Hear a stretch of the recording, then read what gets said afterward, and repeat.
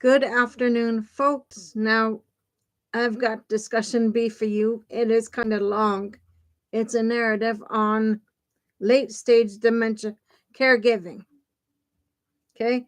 It's something that I put together for y'all so that people could understand the whole process of late stage caregiving for dementia.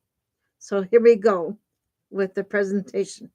Sit back and enjoy, please. Okay. Late stage dementia caregiving is not simply on an escalation of earlier tasks. It is a different world entirely. The rules change, the goals change, the relationship changes. The caregiver must learn to speak a new language, one made of touch, tone, rhythm, and presence.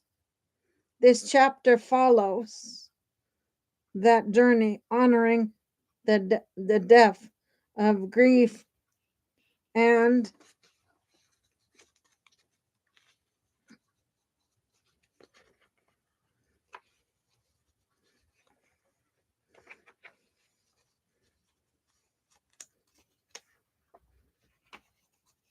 hold on a second, guys. The quiet beauty that still lives in this stage.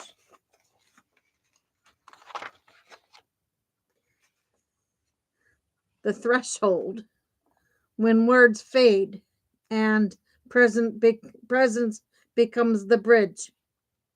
Late stage dementia arrives gradually, then all at once.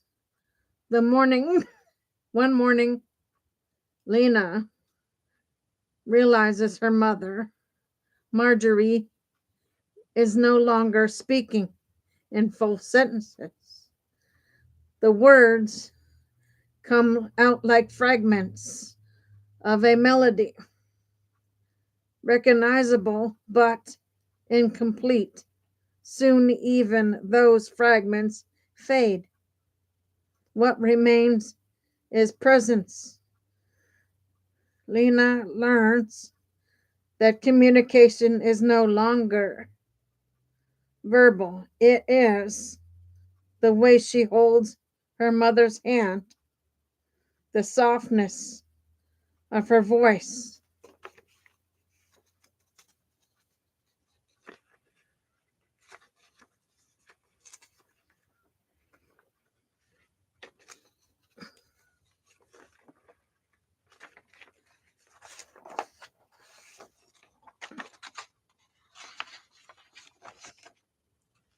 The rhythm of her breathing, the warmth of a blanket tucked around her shoulders. She learns that her mother's she learns that her mother responds not to meaning but to emotion. This is the first truth of late stage caregiving. Connection does not disappear, it changes form. The body's story. When the brain can no longer guide movement. Late stage dementia is a physical condition as much as a cognitive one. The brain loses its ability to coordinate movement, sequence tasks, and maintain posture.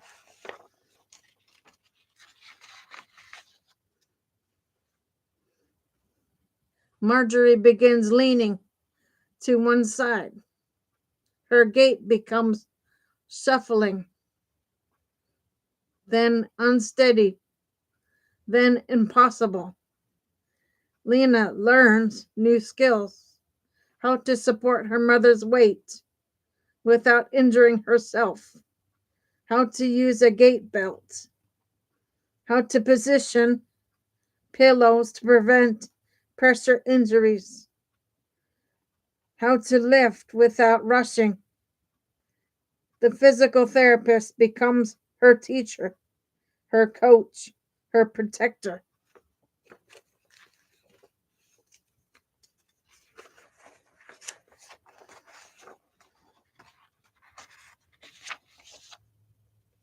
Late stage caregiving is not about restoring mobility. It's about protecting comfort and preventing harm.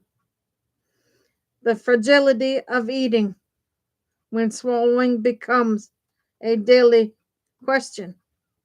Swallowing is one of the last neurological functions to falter. And when it does, everything changes. Marjorie begins coughing during meals. She pockets food in her cheeks. She grows fearful of the spoon. Lena feels panic rise each time her mother takes a bite.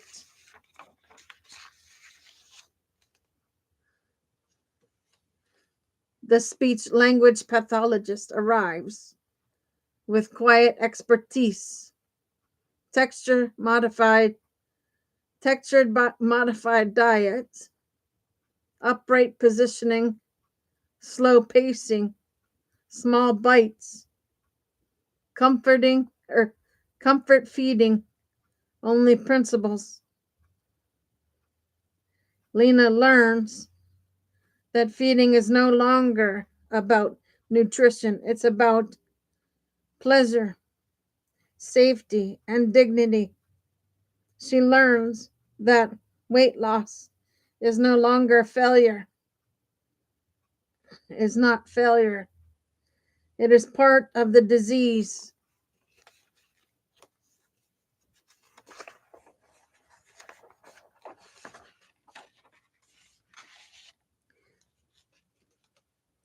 This is one of the hardest truths to accept.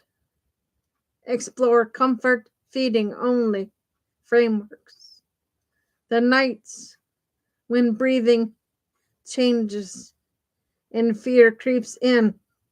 Late stage dementia changes breathing. It becomes irregular, shallow, then deep, then paused. Sometimes Marjorie gasps. Then sometimes she sighs. Sometimes she seems to forget to inhale.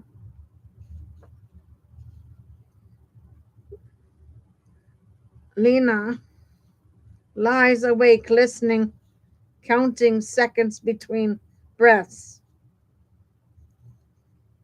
The palliative care team teaches her what these patterns mean. They explain that the brainstem is involved now. They help her understand that these changes are not suffering. They are psychologically, they are psychological. They give her tools. Fans for air, hunger,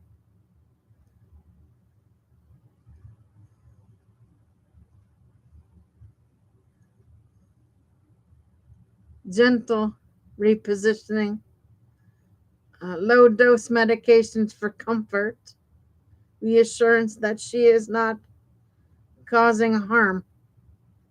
They help her replace fear with knowledge, explore palliative care protocols for late stage dementia, the emotional landscape when love and grief become one thing.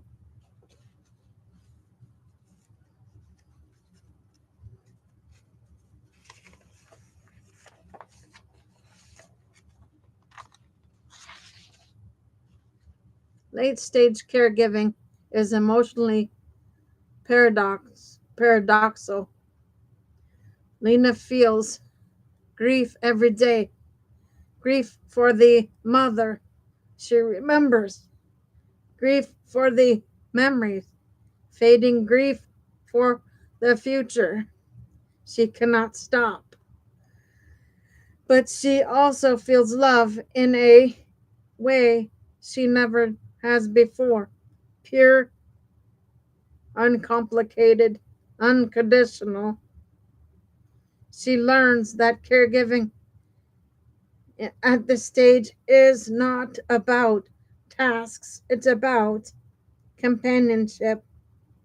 She sits beside her mother for hours, reading aloud, even though Marjorie no longer understands the words. She plays familiar music. She brushes her mother's hair. She holds her mother's she holds her mother she holds her hand until her own fingers ache.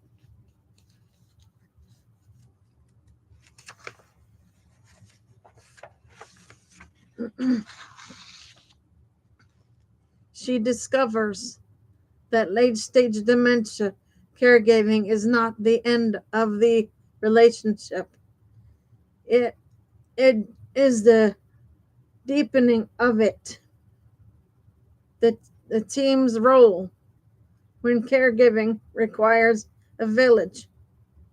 The dementia care team becomes more present than ever. The geriatrician monitors, comfort, and guides decisions. The palliative physician prepares Lena for what comes next. The nurse teaches skin care, mouth care, and positioning. The social worker arranges respite and home support.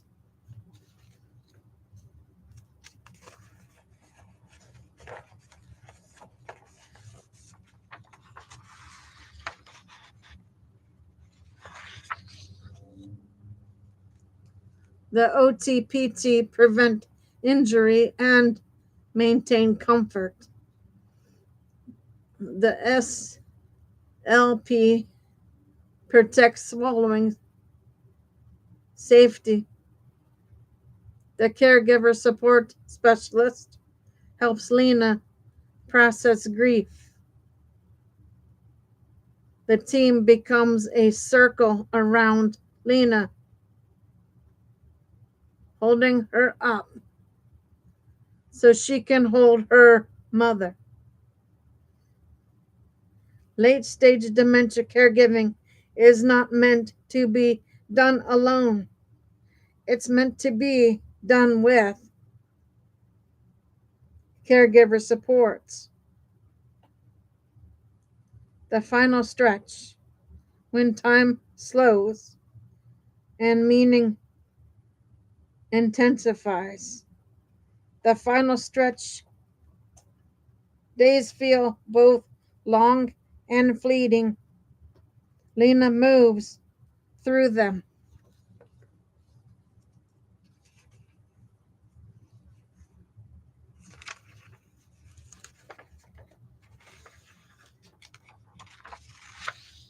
Gently aware that each moment is precious. Precious. She learns to celebrate small signs of comfort, accept long periods of stillness, let go of tasks that no longer matter, focus on presence, not performance. She learns late stage caregiving is not about prolonging life, It is about protecting the experience of living. She learns that love does not fade when memory does.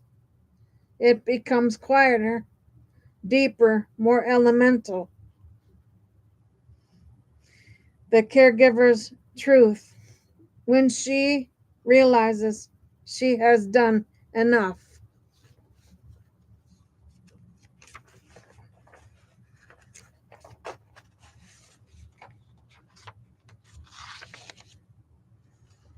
every caregiver reaches a moment when she wonders, am I doing this right?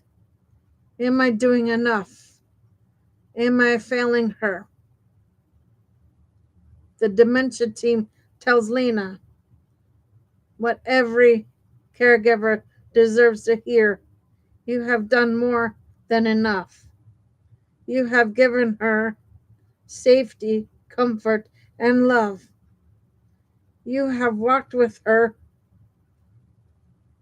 all the way to this stage. You have not failed her. You have honored her. Late stage dementia caregiving is not measured in tasks, it is measured in tenderness. Okay, guys, the next chapter in this series is anticipatory grief in dementia.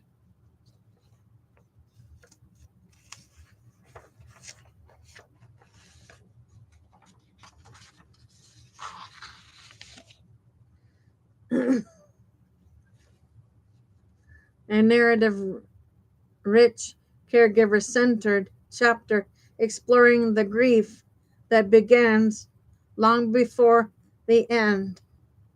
The grief of watching someone fade in pieces, of loving someone who is changing, and of carrying a future you can already feel approaching. Anticipatory grief is one of the most defining emotional experiences of dementia caregiving. It is grief that begins early, grows quietly, and settles into the caregiver's life long before death is near. It is not a single emotion, but a consolation, sadness, fear, tenderness, longing, guilt, love. It is the grief of losing someone slowly while still showing up for them every day. This chapter follows that journey.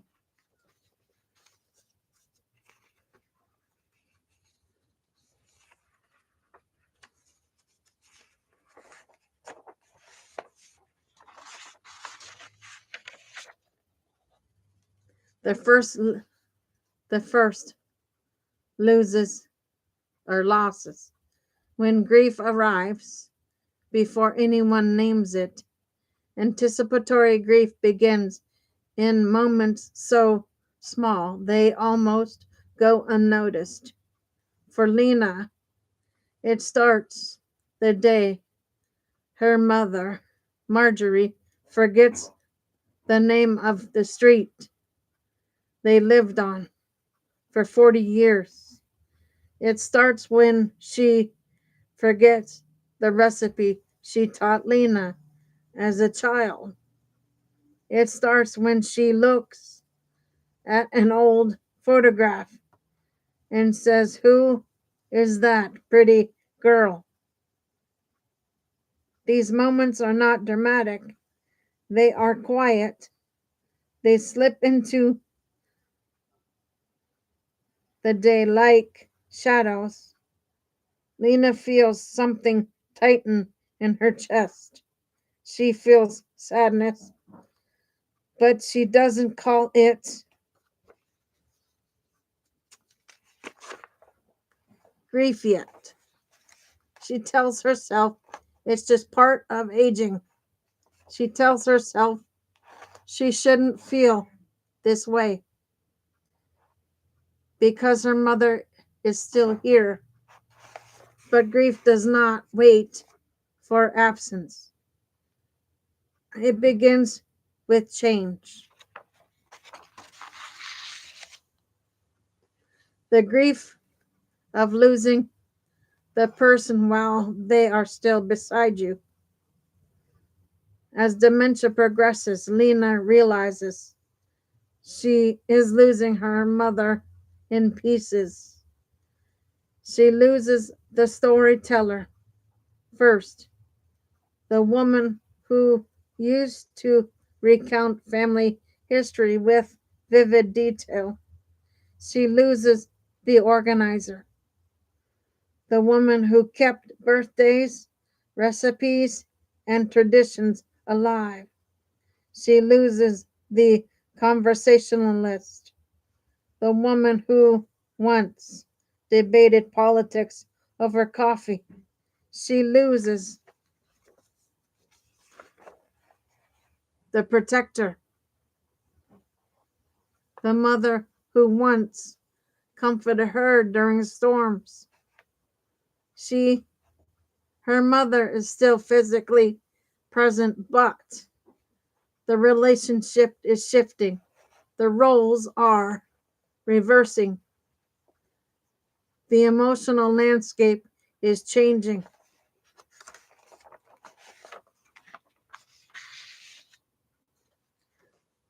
This is one of the hardest forms of grief. Mourning someone who is still sitting beside you. The grief of watching identity change. Dementia does not take Dementia does not only take memory, it reshapes personality. Marjorie, once gentle and present, becomes irritable and fearful. She becomes suspicious of neighbors. She becomes anxious in unfamiliar places.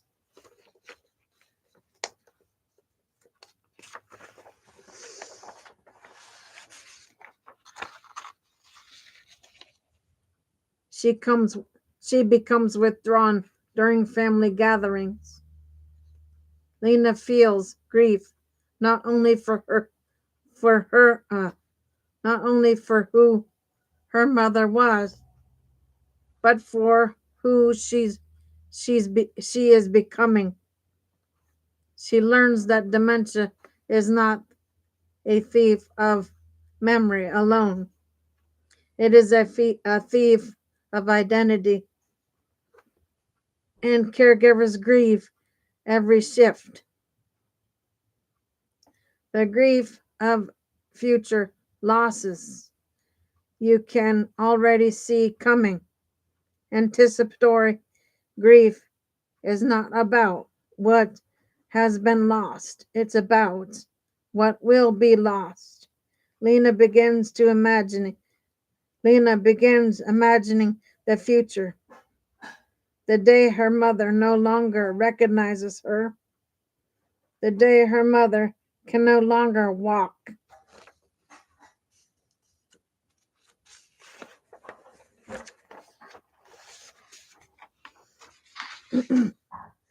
The day her mother stops speaking, the day her mother forgets her name, the day her mother's body begins shutting down. These moments have not happened yet, but Lena feels their weight. She carries them like stones in her pocket. This is anticipatory grief, the grief of loving or of living with a future you cannot stop. The grief of loving someone who cannot remember the love you the love you shared. One afternoon, Marjorie looks at Lena and says, You are a nice woman. Thank you for helping me.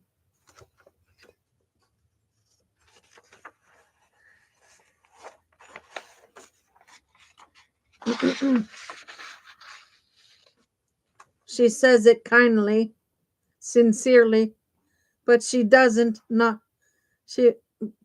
she does not say it as a mother to a daughter. She says it as a stranger to a caregiver. Lena feels her heart crack open. She knows her mother is not choosing to forget her. She knows this is the disease, but knowing does not soften the ache. This is the grief of losing recognition. It is one of the deepest griefs dementia caregivers carry. The grief of isolation when others do not understand. Anticipatory grief is often invisible to others. Friends say, at least she's still here. Family members say, she seems to be fine.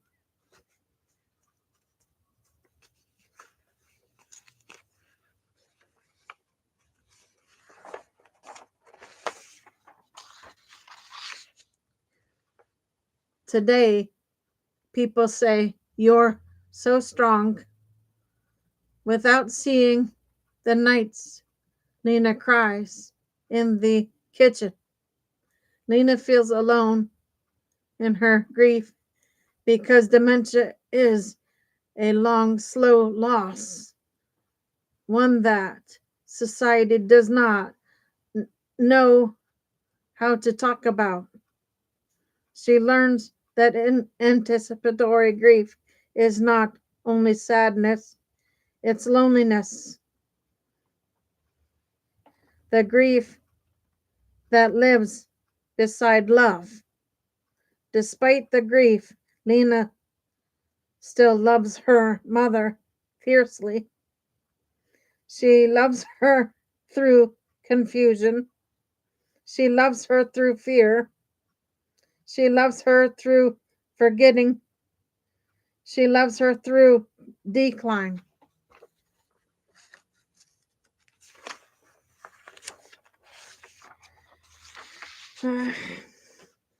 She learns that grief and love are not opposites, they are companions. Anticipatory grief is the grief of loving someone so deeply that losing them, even slowly, even gently, hurts even every day. The role of dementia care team when grief is finally seen. The dementia care team becomes the first place where Lena's grief is recognized. The geriatrician tells her, "This is this grief is real. It is part of the journey." The palliative care physician helps her name the losses. The social worker helps her find support groups. The caregiver counselor counsels her or helps her understand that grief does not mean she is giving up. The psychiatrist helps her navigate the emotional weight through shame. The team the team does not try to fix her grief. They help her carry it. They help her understand that anticipatory grief is not a sign of weakness. It's a sign of love. the transformation. When grief becomes a way of loving, over time, Lena learns to live with anticipatory grief. She learns that it is not something to overcome, it is something to integrate. She learns to cherish small moments,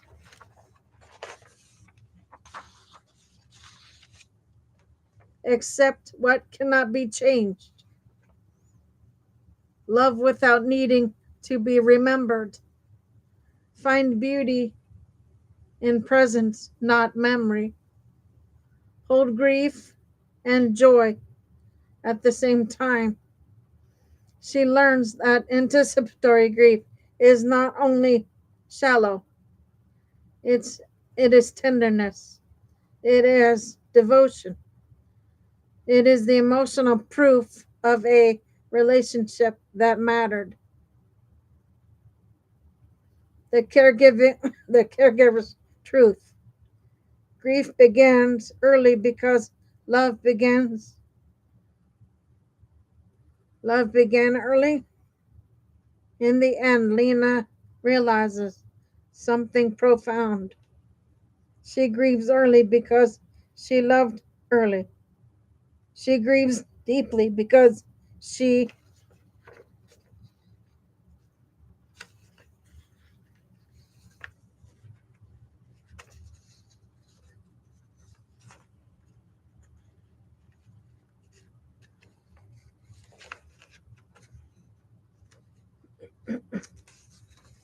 Hold on, guys, I lost my paper.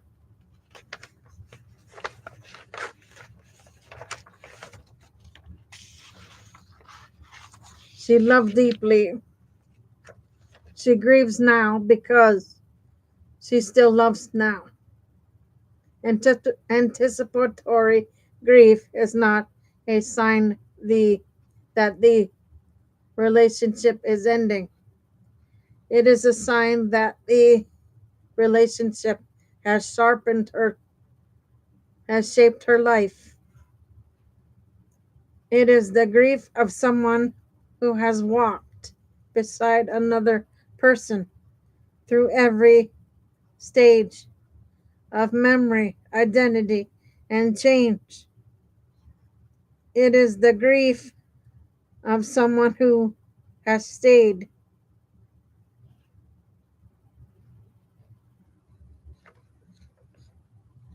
Okay, guys, those are shows for now. I will jump back on later and do a C for you. For now, Gator Wellness, take care, folks.